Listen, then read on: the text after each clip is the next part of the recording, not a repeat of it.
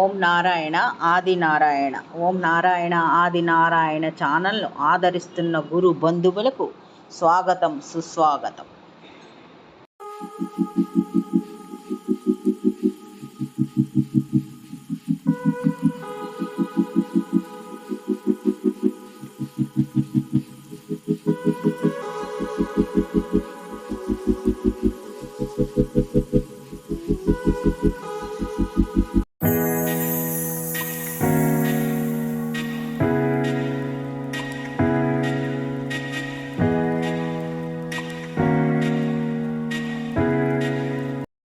ఓం నారాయణ ఆది నారాయణ. ఓం శ్రీ భగవాన్ వెంకయ్య స్వామి నమః. ఆశ్రిత జనరక్షకుడు దేనజన బాంధవుడు శ్రీ భగవాన్ వెంకయ్య స్వామి వారి పాద పద్మములకు నా ప్రణామములు. సమస్త సగుణ రూప నిర్గుణ రూప గురుదేవుల పాద పద్మములకు నా నమస్సుమాంజలి. అవధూత శ్రీ భగవాన్ వెంకయ్య స్వామి వారి అనుగ్రహంతో సమస్త గురుదేవుల ఆశీస్సులతో శ్రీ సద్గురు పెసల సుబ్బరామయ్య మాస్టర్ గారి లీలా వైభవం. ఇది ఇప్పుడు స్మరించుకునే ఈ లీల శ్రీ సుబ్బరామయ్య మాస్టర్ గారు సమాధి చెందిన 2వ రోజు జరిగిన సంఘటన ఇది. వీరికి సమాధి చెందిన తర్వాత 2వ రోజు సమాధి కార్యక్రమం అంతా అయిపోయింది. అయిపోయిన తర్వాత అక్కడ ఉన్న కమిటీ వాళ్ళంతా 13వ రోజు ఏం చేయాలో నిర్ణయించుకున్నారు. స్వామికి సార్కి సిన్సియర్ గా ఫాలోవర్స్ అంటే వారి శిష్యులు ఉన్నారు కదా, అందులో ఈ సాయి సుబ్రహ్మణ్యం గారు ఒకరు. వారు ఇంకా ఇతర శిష్యులు అంతా ఆలోచించుకున్నారనమాట. సార్కి మనం పిల్లలుగా ఏం చేయాలి అని వాళ్ళ వాళ్ళ మధ్యలో ప్రస్తావన వచ్చింది. వారు అదే అంటే వాళ్ళంతా మాట్లాడుకున్నారనమాట. సారు మనల్ని సొంత బిడ్డల్లాగా చూసుకున్నారు కాబట్టి మనం ఏం చేస్తే బాగుంటుంది సార్కి, సారు మనకి తండ్రి కంటే ఎక్కువ కదా, సారు సమాధి అనంతరం మహాత్ములకి ఏ కార్యం చేస్తే బాగుంటుందని వాళ్ళంతా చర్చించుకున్నారు. వాళ్ళకి అప్పుడు ఇవి గుర్తుకొచ్చాయి అనమాట. తండ్రి ఉత్తమ గతుల కోసం కుమారులు చేసే క్రియలు ముఖ్యమని మా భరద్వాజ్ మాస్టర్ గారు చెప్పిన విషయం, శివనేశ్వర స్వామి వారు చెప్పిన విషయం అవన్నీ గుర్తుకొచ్చాయి. దాంతో ఏదో ఒకటి చెయ్యాలి సార్కి అని వీరంతా అనుకున్నారు. ఆ రోజు రాత్రి సాయి సుబ్రహ్మణ్యం గారికి ఒక కళ వచ్చింది. ఆ కళ ఇలా ఉంది. కళలో ప్రాణం లేకుండా ఉన్న సార్కి స్నానం చేయించడానికి కూర్చోబెట్టడం చేస్తున్నారు. ఇంతలో సార్కి శరీరంలో ఒక ప్రాణం వచ్చింది. ప్రాణం వచ్చి ఓం సాయినాథాయ నమః, ఓం గురుదేవ అని పలుకుతున్నారు. వెంటనే కొంతమంది సార్కి ప్రాణం వచ్చిందని ఫ్యాన్ కిందకి తీసుకువస్తున్నారు. దానితో స్వప్నం ముగిసింది. ఇక్కడ శ్రీ భగవాన్ మిలారెపై జీవిత చరిత్రలో జరిగిన సంఘటన ఒకటి గుర్తు తెచ్చుకోవాలి. అది ఆ సంఘటన ఇలా ఉంది. శ్రీ భగవాన్ మిలారెపై శరీరం విడిచిపెట్టిన తర్వాత వారి శరీరానికి సాంప్రదాయపరంగా జరగవలసిన క్రతువులేవి జరపవద్దు అని వారి ముఖ్య భక్తుడు రేచింగ్ వచ్చేంత వరకు శరీరాన్ని ఏమి చెయ్యవద్దని ఉపదేశం ఇస్తారు. దానితో అక్కడ ఉన్న భక్తులు ఎవరు భగవాన్ మిలారెపై శరీరాన్ని ఏమి చెయ్యకుండా అలాగే ఉంచుతారు, వారి భౌతిక శరీరాన్ని. అలా కొద్ది కాలం అయ్యేటప్పటికి ఆ ముఖ్య భక్తుడు రేచింగ్ అతను ఇంకా రాలేదు, అతను ఎక్కడ ఉంటాడో కూడా తెలీదు. కానీ రేచింగ్ వచ్చేంత వరకు ఏమీ చేయకూడదని వారికి ఆదేశం ఇవ్వబడింది. దాంతో వారు ఏమీ చేయకుండా ఉన్నారు. అలా అలా కొద్ది రోజులు ఉండేటప్పటికి ఈ భగవాన్ మిలారెపై భౌతిక శరీరం అలా వాటి పరిమాణం తగ్గిపోయింది. అది తగ్గిపోయి చివరికి ఒక 8 సంవత్సరాల బాలుడు ప్రమాణంకి వచ్చేసింది. 8 సంవత్సరాలు బాలుడు ఉన్న ప్రమాణానికి వచ్చేసింది. అంటే అలా శరీరం కుంచుకుపోయింది అనమాట.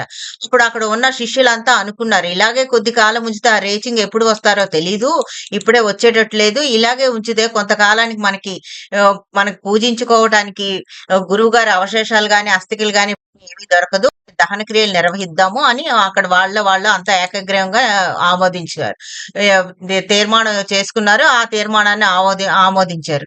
దాంతో వారు పెద్ద ఊరేగింపుతో భగవాన్ మిలారెపై శరీరాన్ని తీసుకెళ్లి వారు ఎప్పుడు ఏ గుట్ట మీద అయితే కూర్చొని ఉపదేశాలు ఇచ్చేవారో ఆ గుట్ట మీదకి తీసుకువెళ్లారు. అక్కడ చితిని పేర్చారు. అగ్ని సంస్కారం చేద్దామని ప్రయత్నం మొదలు పెట్టారు. కానీ అగ్ని ఎంతకి అంటుకోలేదు. సంస్కారం చేద్దాం అనుకుంటే అగ్ని అంటుకోలేదు. అప్పుడు అక్కడ ఆకాశంలో ఒక 5గురు దేవతలు కనిపించి ఒక పాట పాడారు అనమాట. ఈ శిష్యుల్ని, అక్కడ ఉన్న శిష్యుల్ని ఆశ్చర్యపరుస్తూ వారు ఒక పాట పాడారు. అది ఏంటంటే, ఆ పాట అర్థం ఏమిటంటే, శ్రీ భగవాన్ మిలారెపై యావజ్జీవితం ధ్యానంలో గడిపిన మహాయోగి. అలాంటి యోగి ఈ పాంచభౌతిక శరీరాన్ని ఎలా వదిలి వెళ్తారు? వారు ఎప్పటికీ ఈ పాంచభౌతిక శరీరాన్ని వదిలి వెళ్లరు. అలాంటి వారికి ఈ అగ్ని ఏం చేయగలుగుతుంది? అగ్ని గాని ఇంకేవి పంచభూతాలు వారిని ఏమీ చెయ్యలేవు. యావజ్జీవితం వారు ధ్యానంలో గడిపిన మహాయోగి. కాబట్టి అలాంటి వాళ్ళు శరీరం వదిలినప్పుడు మామూలు మానవులకి చేసినట్టుగా దహన క్రియలు చేయకూడదు. వారు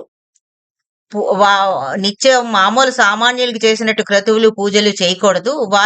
వారి ఆధ్యాత్మికంగా పరిపూర్ణత సాధించిన మహానుభావులు, వారి యోగులు. కాబట్టి వారి ఆశీస్సులు మనకి పూర్తిగా, వారు ఉన్నత లోకాల్లో ఉంటారు. వారి ఆశీస్సులు మనకి పూర్తిగా అందే విధంగా మనం చేయవలసిన కార్యక్రమాలు కార్యక్రమాలు ఏంటంటే, వారికి నిత్య నైవేద్యం, నిత్య ప్రార్థన చేయాలి.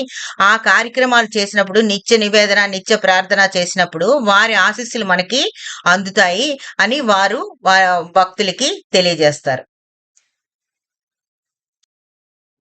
ఈ స్వప్న దర్శనముతో భగవాన్ మిలారెపే జీవిత చరిత్రలో జరిగిన సంఘటన గుర్తుకు తెస్తూ, ఉత్తమ గతికే సామాన్యులకు చేసే క్రియల కంటే ఆధ్యాత్మికంగా పరిపూర్ణత సాధించిన మహాత్ములు చేయవలసిన క్రియలు నిత్య పూజ, నిత్య నైవేద్యం, ప్రార్థన మొదలైనవి చేయాలని, అవి చేస్తే ఉత్తమ లోకాల్లో వారు ఉండి వారి ఆశీస్సులు మనకి అందుతాయని, అందుకు కృతజ్ఞతగా మనము ఈ కార్యక్రమాలు నిర్వహించాలని, నిత్య పూజ, నైవేద్యం మొదలగునవి చేయాలని శ్రీ సుబ్రహ్మణ్య మాస్టర్ గారు వీరికి ప్రేరణ పెట్టారు. అంటే అప్పుడు భగవాన్ మిలారెపే జీవిత చరిత్రలో జరిగిన సంఘటన వీరికి గుర్తుకు తీసుకొచ్చి మహాత్ములకు చేయవలసిన కార్యక్రమాలు ఏమిటో తెలియజేశారు.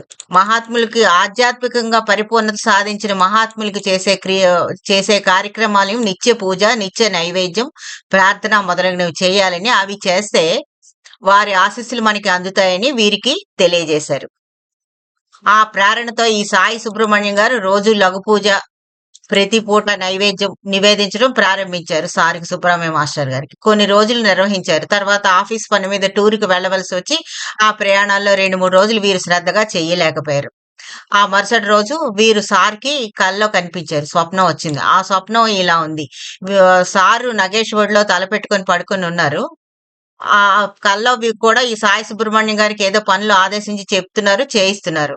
ఇంతలో ఎవరో ఒకరు వచ్చి అవధూతలీల గ్రంథం కావాలని అడిగారు.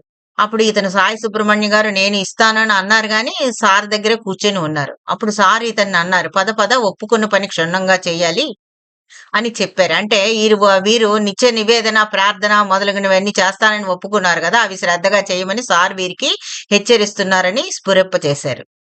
అంటే సారు సమాధి చెందినా కూడా నిత్య సత్యులని ఈ లీల మనకి, ఈ స్వప్నం మనకి తెలియజేస్తుంది.